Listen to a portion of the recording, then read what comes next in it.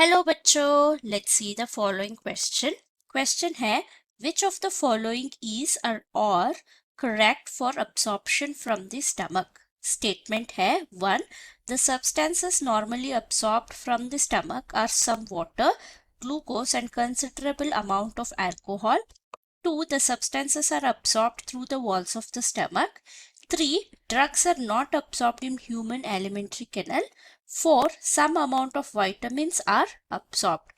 So इस question का की कॉन्सेप्ट है हमारा ह्यूमन डाइजेस्टिव सिस्टम में एक प्रोसेस जो है अब्सॉर्प्शन के बारे में।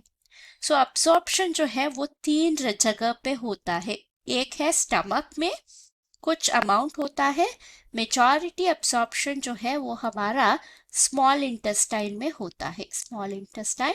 और इससे ज्यादा हमारा लार्ज इंटेस्टाइन में क्या होता है, अब्सॉर्प्शन ऑफ सम वाटर और विटामिन्स होते हैं। तो अगर देखा जाए अब्सॉर्प्शन का क्वांटिटी और कॉन्सेंट्रेशन, सब स्टमक में कम अमाउंट होता है, यानी अल्कोहल अब्सॉर्प्शन होता है, H2O, ग्लूकोज और सम अमाउंट ऑफ हमारा जो ड्रग्स होते हैं, यानी जैसे एस्पिरिन, ये अब्सॉर्ब कर लेता है एस्पिरिन।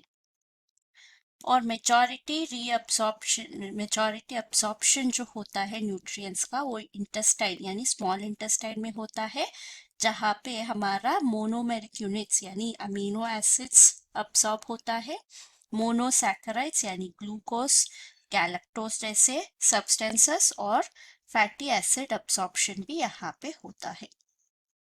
और लास्ट है हमारा लार्ज इंटेस्टाइन, यहाँ पे डाइजेशन कुछ नहीं होगा, सिर्फ अब्सॉर्प्शन होता है, वो भी वाटर और सम विटामिन्स रीअब्सॉर्प्शन होता है।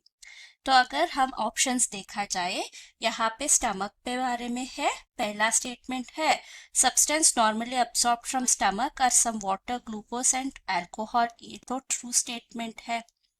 सेकेंड है substances are absorb through walls of stomach, ये भी ट्रू है।